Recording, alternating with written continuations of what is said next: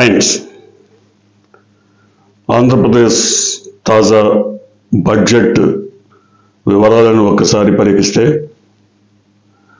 Budget మొత్తం కూడా ఆత్మస్తుతి పరనింద.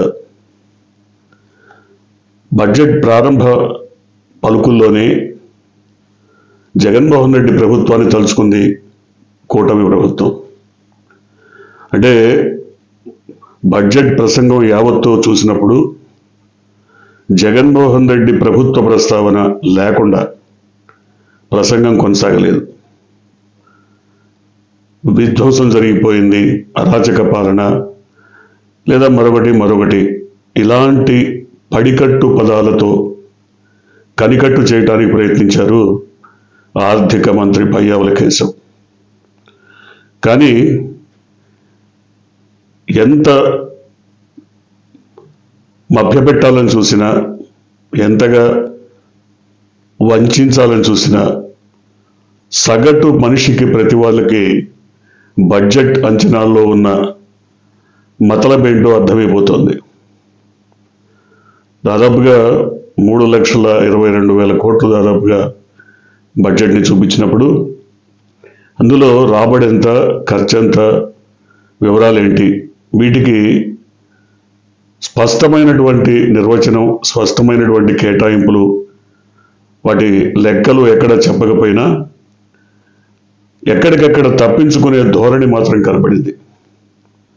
ముఖ్యంగా సూపర్ 6కి సంబంధించి ఒక ఏడాది పూర్తిగా దాన్ని దాటవేసిన తర్వాత వచ్చే ఆర్థిక సంవత్సరం నుంచి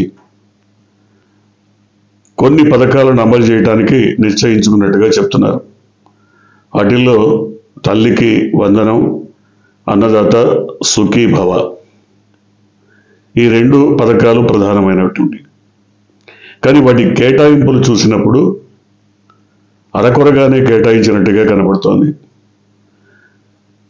1వ తరగతి నుంచి 12వ తరగతి వరకు చదువుతున్న ప్రతి విద్యార్థికి తల్లికి వందనం ఇవ్వాల్సి వచ్చినప్పుడు దాదాపు 81 లక్షల మంది విద్యార్థులు ఆంధ్రప్రదేశ్లో ఉన్నారు. వాళ్ళకి ఎంత తక్కువ అంచనా వేసినా సగటున 15,000 లెక్కన దాదాపుగా 12,500 కోట్లు మరి ఇవ్వాల్సినటువంటి పరిస్థితి. కానీ కేటాయింపు చూస్తే 9,500, దాదాపుగా 9,000 కోట్లు అంచనాగా వేశారు. అంటే మిగతా సొమ్ము ఇవ్వలేమనే, ఇస్తామనే, లేదా కోతలు పెడతామనే. అంటే దీన్ని బట్టి చూస్తే ఏవో కొన్ని కోతలు అయితే జరగబోతున్నాయి. అంటే ప్రణాళిక నిర్దిష్టమైనటువంటి నిబంధనలను ఏర్పాటు చేసి ఆ నిబంధనల్లో ఫిట్ అయిన వారికే తల్లికి వందనం ఇస్తామని చెప్తారు. కానీ జగన్మోహన్ రెడ్డి ప్రభుత్వంలో నిబంధనలు ఏం లేవు. దాదాపుగా డ్రాప్అవుట్స్ని తగ్గించడానికి 45 లక్షల మంది, దాదాపు 45-46 లక్షల మంది పిల్లలకి ఇంటికి ఒక పిల్లవాడి చొప్పున ఆయన ఇచ్చుకుంటూ వచ్చారు. మరి ఇప్పుడు అందరికీ ఇస్తామన్నప్పుడు అది దాదాపుగా డబల్ అవుతుంది. ఆ సొమ్ము డబల్ ఇవ్వాల్సి వచ్చినప్పుడు ఎందుకు కోతలు పెడుతున్నారు? అంతేకాకుండా రైతులకు గతంలో రైతు భరోసా ఇచ్చేవాళ్ళు, ఇప్పుడు దాన్ని అన్నదాత సుఖీ భవ, మంచిదే. దాదాపుగా 20,000 సంవత్సరానికి ఇస్తామని చెప్పారు. అందులో దాదాపుగా 40,000 వరకు కేంద్ర ప్రభుత్వమే రకరకాల మార్గాల ద్వారా సమకూరుస్తోంది. దాన్ని ఎక్కడ ప్రస్తావించలే. గతంలో జగన్మోహన్ రెడ్డి ప్రభుత్వం ఉన్నప్పుడు కేంద్ర ప్రభుత్వం సగం డబ్బు ఇచ్చేటప్పుడు మీరెందుకు చెప్పట్లేదు? మరి మీరిచ్చేది సగమే కదా, మీ ప్రామిస్ మేరకు రాష్ట్రమే ఆ మొత్తం సొమ్ము ఇవ్వాలి కదా అని నిలదీసినటువంటి చంద్రబాబు కానీ, నిమ్మల నాయుడు కానీ ఇప్పుడు తమ బడ్జెట్లో కేంద్ర ప్రభుత్వం ఇచ్చేటువంటి ఇన్సెంటివ్స్ అన్నీ కలుపుకొని 20,000 ఇస్తామని చెప్తున్నారు. దాంట్లో కూడా సగం మంది రైతులకే వచ్చే అవకాశం కనబడుతుంది. ఎందుకంటే కేటాయింపు అలాగే ఉంది.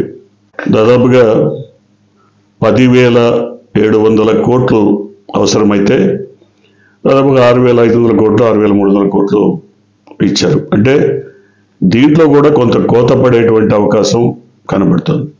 ఈ 2 పథకాలే కాదు, దీపం పథకంలో ఏటా 3 గ్యాస్ సిలిండర్లు ఇస్తామన్నారు. ఈ ఏడాదికైతే 1 ఇచ్చి చేతులు దులుపుకున్నారు. మరి వచ్చే సంవత్సరం నుంచి కూడా ఇస్తారా అంటే దానికి కేటాయింపులు కూడా అరకొరగానే ఉన్నాయి.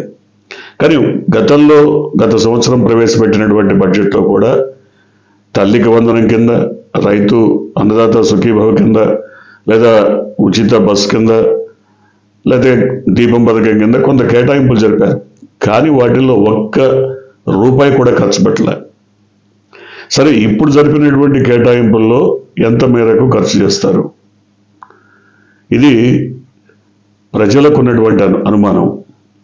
ఏదో నేతలకు లేదా ప్రతిపక్షానికి కాదు, ప్రజలు మొత్తం ఈ అనుమానంతోనే ఉన్నారు, ఎంత మేరకు ఖర్చు చేస్తారన్నది. అయితే ప్రధానంగా చెప్పుకోవాల్సింది, గత ప్రభుత్వం విధ్వంసం చేసింది FRBM లిమిట్ ప్రకారం మనం చేయాల్సినటువంటి లిమిట్స్ దాటి గత ప్రభుత్వం అప్పులు చేయడం వల్ల మనకి రూపాయి కూడా పుట్టే పరిస్థితి లేకుండా చేసింది అని ఆర్థిక మంత్రి పదే పదే ఆరోపించిన కొత్త ప్రభుత్వం వచ్చి జనవరి నాటికే దాదాపు 85,000 కోట్లు అప్పు చేశారు. ఇప్పటికీ 1,40,000 దాదాపు దాటిపోయిందని చెప్తున్నారు. మరి ఎక్కడి నుంచి వచ్చినట్టు ఈ అప్పులన్నీ? గత ప్రభుత్వం ఆర్థిక విధ్వంసం చేసేసి అప్పులు పుట్టే పరిస్థితే లేనప్పుడు, రానప్పుడు మరి ఈ డబ్బు ఎక్కడి నుంచి వచ్చింది? ఇది అంటే సగటు మనిషి కూడా ఆలోచించేంతగా ప్రభుత్వం ఆలోచించదా, లేదా మనం ఏం చెప్తే అది ప్రజలు నమ్ముతారన్న ఒక ధైర్యమా? ఇప్పుడు FRBM లిమిట్స్ దాటిపోయి కూడా తీసుకుంటున్నారు కదా, సంవత్సరానికి ఒక 60,000 కోట్లు అనుకుందాం. కానీ ఇప్పటికే 1,00,000 కోట్లు దాటిపోయింది కదా, మరి ఎక్కడి నుంచి వచ్చినట్టు? సో ఇంకో విషయం, ఇప్పుడు ప్రవేశపెట్టినటువంటి బడ్జెట్లో కూడా సుమారుగా 1,00,000 కోట్లే ఆదాయం రాష్ట్ర ప్రభుత్వానికి. ఒక 1,00,000 కోట్లకు పైగా అప్పులు తీసుకురావటమే. మరి ఎక్కడి నుంచి తీసుకొస్తుంది? ఇప్పటికే లోటు కూడా 34,000 కోట్ల లోటు నడుస్తూనే ఉంటుంది. సో ఏ రకంగా చూసినా అప్పులు చేయడానికి పరిమితికి మించి తీసుకొస్తున్న విషయం ప్రజలందరికీ అర్థమైపోతుంది. ఎంతగా బుకాయించినా, లేదు కాదని చెప్పినా అప్పులు తీసుకొస్తున్న విషయం అందరికీ అర్థమైపోతుంది. ఇంకా కొంచెం ఎక్స్ట్రీమ్కి వెళ్ళి ఆర్థిక మంత్రి జపాన్ పైన, హిరోషిమా నాగసాకి పైన అణుబాంబు వేయటం, రికవర్ కావటం, ఇవన్నీ చెప్పుకొచ్చారు. అంత సీనే ఉంటే, అంత పరిస్థితే ఉంటే మీరు ఇవాళ 3,62,000 కోట్లకి అసలు బడ్జెట్ పెట్టగలరా? అంత విధ్వంసం జరిగిపోయే ఉంటే ఇవాళ 3,22,000 కోట్లకి మీరు బడ్జెట్ పెట్టే అవకాశం ఉందా? ఎక్కడి నుంచి వస్తుంది? దాదాపుగా 2 సంవత్సరాల పాటు కోవిడ్ కాలంలో ప్రపంచం మొత్తం కూడా ఆర్థిక మాంద్యంతో కొట్టుమిట్టాడినటువంటి పరిస్థితి. ఫైనాన్షియల్ క్రైసిస్లో పడిపోయింది ప్రపంచం మొత్తం. ప్రపంచంలో భాగంగా ఆంధ్రప్రదేశ్ కూడా క్రైసిస్లో ఉంది. అయినప్పటికీ నిలదొక్కుని నిలబడి ఆంధ్రప్రదేశ్ ప్రభుత్వం ప్రజా అవసరాల మేరకు సంక్షేమ పథకాలు అందించి వాళ్ళని స్వయం సమృద్ధి దిశగా నడిపించగలిగారు. మీ ప్రభుత్వం వచ్చే నాటికి ఎంతో కొంత డబ్బు, దాదాపు 4,000 కోట్లు 5,000 కోట్లు ఖజానీలో ఉంచి చూపించగలిగారు. కానీ 2019లో, అంటే 2014 నుంచి 2019 వరకు సాగించినటువంటి మీ ప్రభుత్వం దిగిపోయే నాటికి మీ ఆర్థిక మంత్రి యనమల రామకృష్ణుడు చెబితే రూపాయి లేదు, సున్నా ఉంచి వెళ్ళిపోతున్నాము అన్నారు. 1 రూపాయి కూడా అప్పు పుట్టదు కొత్త ప్రభుత్వానికి అన్నారు. మరి ఆ పరిస్థితి తీసుకురాలేదే జగన్మోహన్ రెడ్డి? అట్లా కనుక చేసుంటే, ఆ పరిస్థితి తీసుకొచ్చి ఉంటే ఇవాళ మీకు within a span of 8 months or 9 months మీరు 3,22,000 కోట్లు బడ్జెట్ ఎట్లా ప్రవేశపెడతారు? సో అన్నీ ఎక్కడికెక్కడ పొంతన లేని మాటలు. అమరావతి సెల్ఫ్ సఫిషియెంట్ లేదా సెల్ఫ్ ఫైనాన్స్ ప్రాజెక్ట్ అని చెప్పారు. సెల్ఫ్ ఫైనాన్స్ దిశగా తనకు తాను ఎదుగుతుందని మీరు ఉద్ఘాటించారు, మంచిదే.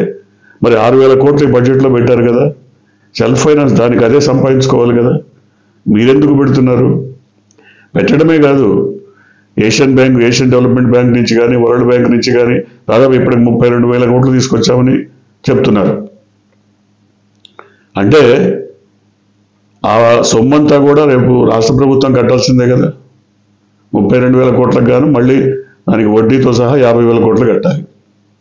మరి సెల్ఫ్ సస్టైన్ ఉన్నటువంటి సెల్ఫ్ ఫైనాన్సింగ్ ఉన్నటువంటి ఆ ప్రాజెక్టుకి ఇంత డబ్బు 1,000 కోట్లు ఖర్చు పెడుతున్నారు కదా.